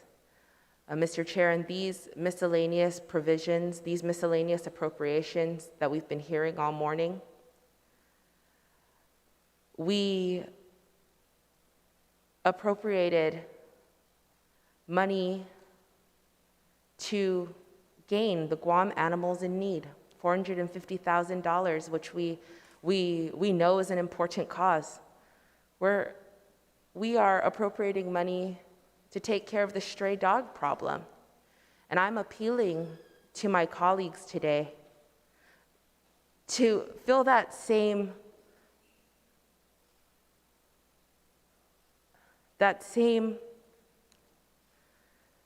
need to help our community for our Manamku. We appropriated $450,000 without a plan from GAIN to take care of the stray dog problems, putting faith in them. And here we have the Elder Justice Center that has opened in the Public Defender Service Corporation with a plan, doing the work, a breakdown of exactly what they need to service these clients. And things have evolved quickly over the last few months since they opened in May. We have the opportunity to help again, like I said last night, it's very simple. More people need help, therefore we need more money to help them. So I'm asking that we can appropriate this $410,000, a very, very small price to pay, to help our Manamku in need. When the vaccines came to Guam, Mr. Chair, I'm sure you can all remember, our Manamku were rushing to get the vaccine. They were lining up, waiting outside, excited to get it, excited to get back to life. Please, colleagues, imagine our Manamko are waiting in line. And we all had a problem with seeing them wait in line. We were making phone calls. We were appealing to the governor, the Department of Public Health, please do something to alleviate this line. And I'm asking you, please, let's do something to alleviate this line, this need. Our Manamko are waiting in line, waiting, and they should not have to wait any longer. Thank you, Mr. Chair. Thank you. We had lengthy discussion last night. Are there any, I don't know if I should ask if you want to make a comment or you want to make an objection. You have an objection? Okay, let's just move to the vote. I think that we had sufficient time last night. We discussed it. Madam Speaker? Yes, Mr. Chair. I just want to, since we're doing, again, the same motion from last night, just reiterate some of the points as well. When we passed Bill number 100 into law, that bill made very specific changes to the Public Defender Service Corporation's Enabling Act, and it included one sentence. It says that the corporation, the Public Service Corporation, may apply for, receive, and administer grants or enter into intergovernmental and intragovernmental agreements to provide legal services to elderly individuals as defined pursuant to local or federal laws, regulations, or guidelines. So we were making a change in the law to allow them to do this legally, to enter into a to contract with the Department of Public Health and Social Services, because otherwise they weren't authorized to do that. And so that is what they did, and they opened up in March 2021. And that was supposed to be a pilot program for 6 months. It ends in September, and then they apply for the grant again. And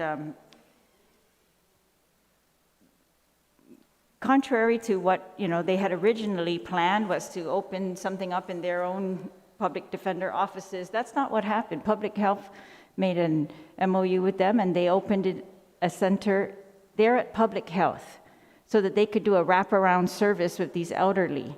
And so they do. When they do the intakes, they give them all the services possible or try to hook them up with every other service possible, because the Title IIIB grants also provide other services besides legal services to the Manamko.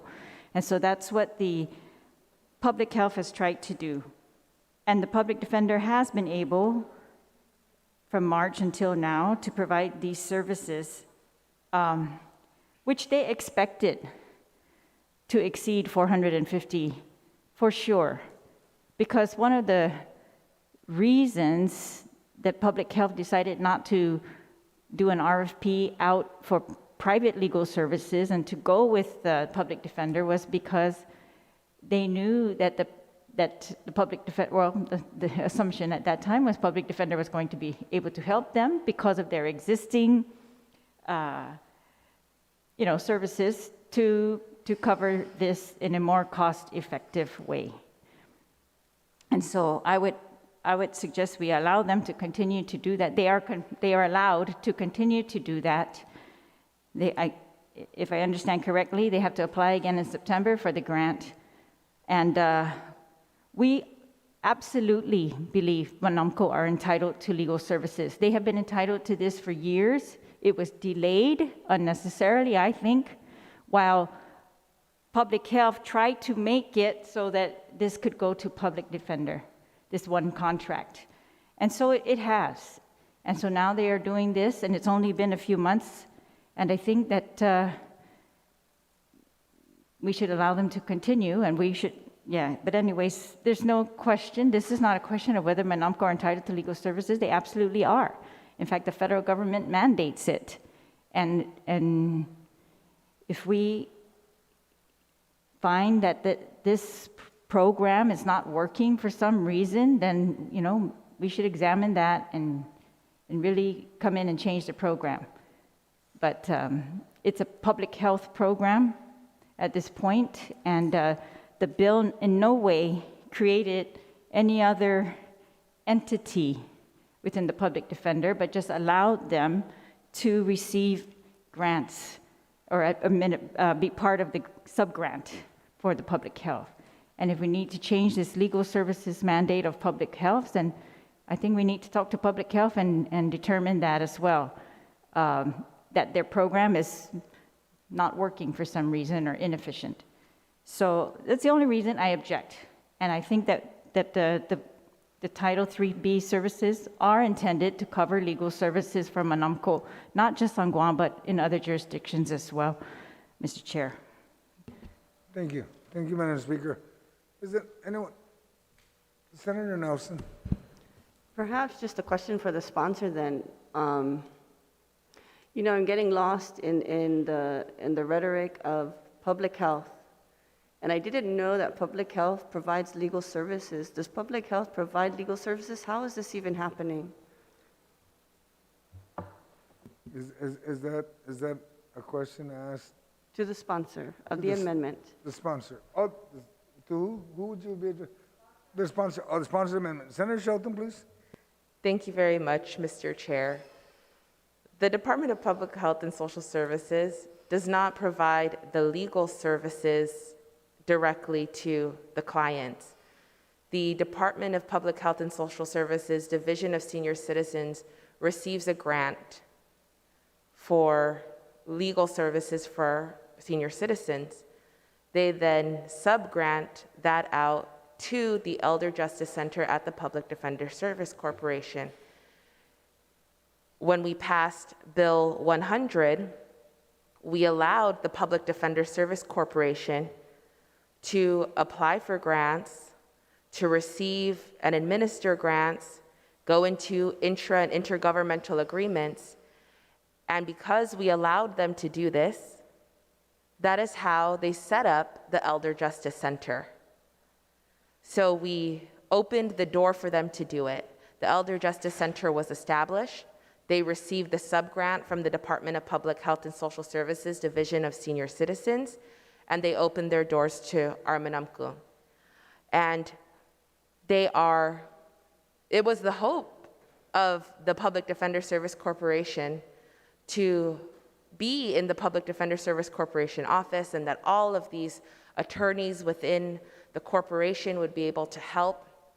But it was determined by the board that that would present too many conflicts within the Public Defender Service Corporation. And so the thought of placing the Elder Justice Center in the Division of Senior Citizens came up because the Elder Justice Center wanted to meet the Manamco where they were, to, as was stated earlier, provide wraparound services. So when our Manamco go to sign up for the food services or sign up for health care, they are also met there with the Elder Justice Center. And so we are providing all of these services in one place.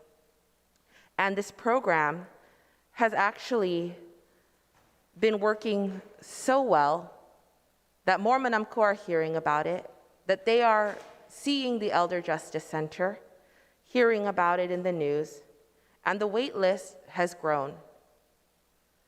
And so it is the Elder Justice Center that we authorized the Public Defender Service Corporation to get a grant for that allowed them to open.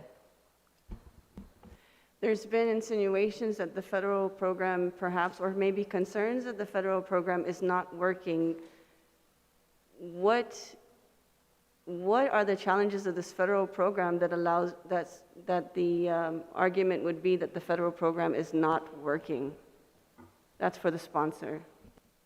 If you'd yield to the question, please. Yes, thank you, Mr. Chair. I don't believe the federal program is not working. I think the federal program is working so well that now the Public Defender Service Corporation, the Elder Justice Center, is coming to us asking us to supplement this program because it is working so well.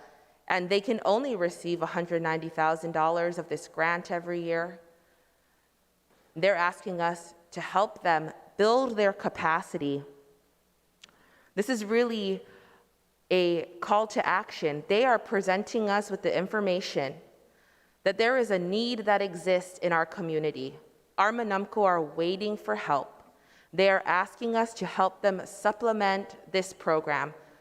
We were really hopeful. We believed when we passed this law to authorize the Public Defender Service Corporation to go out for grants, and when they opened the Elder Justice Center, that this grant would be enough, that we would really make an impact. And it has made so much of an impact that now we need more. We need more resources to meet these needs. Why are you saying that we need more resources to meet the needs when the federal grant should have been enough? That's for the sponsor. Will you yield to their question? Thank you very much. So there was hope that the federal grant would be enough, $190,000 to pay for a lawyer and a paralegal. And now they started with a waiting list of 250 people. And that waiting list has grown and grown. And as the letter states, there's 500 people waiting now. And that is a workload beyond what a lawyer and a paralegal can take care of. And as I mentioned, the Public Defender Service Corporation, when they came to us, and the Division of Senior Citizens came to us saying that they wanted to partner up, they wanted to be able to work together, there was a real belief that all the attorneys of the Public Defender Service Corporation would be able to help, and they wanted to help. And it was determined by the board that there was a potential for conflicts that would arise, and so it was determined that they needed to be separate and apart. They built a wall to prevent conflicts. And so only this one attorney, this one paralegal is now assisting with this long wait list. All right. Is there anything in the statute, Mr. Chair, that prevents us from appropriating this money? All right, if you want, the answer is probably no. There shouldn't be any restriction at all. Mr. Chair, if I can also answer. All right, please. Thank Then we you. can wrap this one up. Thank you. Getting close to breaking. There is nothing preventing us from appropriating money to the Public Defender Service Corporation. The Public Defender Service Corporation was authorized to go after a grant. Because of that grant, it opened the door to open the Elder Justice Center. The Elder Justice Center now exists in the Public Defender Service Corporation. We fund the Public Defender Service Corporation through general fund appropriations. Now the Public Defender Service Corporation also has a grant, and that grant and our general fund appropriation, they can coexist. They can both support the Elder Justice Center. Thank you, Mr. Chair. I do rise in support of this bill. I don't know if I'm missing something. I see that there's a possibility of, but through this appropriation, to help the 500 vulnerable Manumco in getting legal services. I don't know if I'm missing this, like, not unless there's something beneath what I'm seeing, if there's something more underlying, why there is such resistance against getting Manumco legal services. We spent $450,000 on game. That's not even in statute. People rose and supported the dogs. And so I'm perplexed. Am I not seeing something here? Is this an ill towards our community? Is this something negative in our community that we would resist or even hesitate at appropriating this money to help the Manumco providing legal services? I don't know if, You know what I'm aware of, Mr. Chair? I'm aware of people of our Manamco being abused in some instances. Their pensions being taken. The children fighting over the properties. Wills not properly executed. And that's a huge thing on our island because the land is so precious. So you see a division in sometimes even in our families.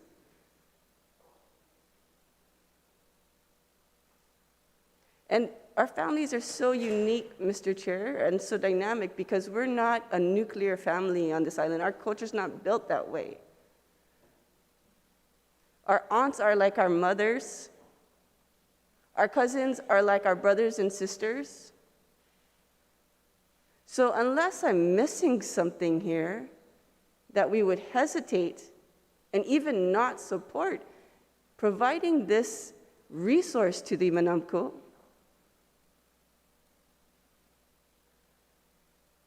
but we are so gung-ho to supporting gain that we don't even speak negatively about it, but we're going to speak negatively about this resource. I just don't understand. I rise in support of this amendment because what I see is 500 Manamco waiting for help. 500 Manamco who are in their 70s, the 80s, who are vulnerable. And we talk about this war claims, greater generation, and all this. But we won't even, this helps them. This helps them. Let's put our resources to help them. Thank you, Mr. Chair. Thank you. There is an objection. Senator Brown? Thank you very much, Mr. Chairman. How ironic, other side of the aisle here is bringing up amendments, and if they get supported, then it gets thrown back at us. I find it ironic, Mr. Chair, because I don't think anyone here has any reservation of wanting to support our elderly in our community. I think all of us, if our parents are still alive or a parent is still alive, recognizes these issues. Anyone who has a parent that has land or resources, I think, recognizes the challenges that our families are going through. So I don't have an argument against that. We're here to do the budget. And some of these key issues that have been brought up in amendments that have been brought up in the floor, including this one, we've not even had a chance to really look at it. We're having to go on what's being said here on the floor without any further review, especially when we're adding on to the overall construction and building of the government. I don't think there's anything wrong with wanting to get more information because we're here in the fly, literally having to ask for information that had this process been worked through for the budget.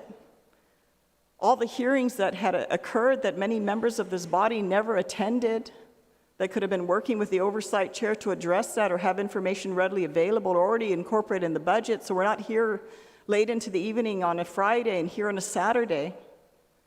And then the other thing that I've observed, Mr. Chair, is the key issues sometimes that are being brought up on this floor are not even coming through the oversight chair that was elected by members of this body to serve in those capacities. The Speaker, to my understanding, at least according to standing rules, has oversight over the judiciary.